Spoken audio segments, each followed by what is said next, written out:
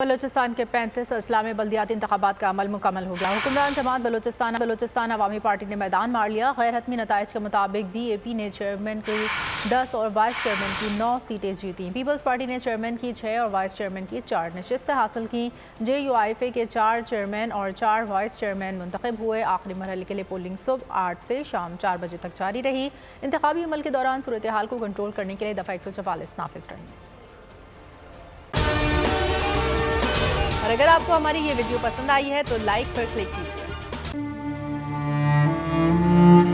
आवाम के लिए एक और मुश्किल, आटे की अदम दस्तयाबी पर आवाम परेशान। आटे की फराहमी खासी मुश्किल का शिकार है और आवाम को मुश्किलात का सामना है। शदीद गर्मी में यूटिलिटी स्टोर्स के बाहर लंबी लंबी कतारें। घर में आटा नहीं है, घर वाले जो है ना हम लोग तंदूर के आटा लेके रोटी लेके जो है ना उसी पे ही गुजारा कर रहे हैं। बोल ने निभाई सहाफती जिम्मेदारियां, पहुंचाई घर घर ये आवाज। यूटिलिटी स्टोर से सस्ते आटे का हुसूल शहरियों के लिए ख्वाब बन गया।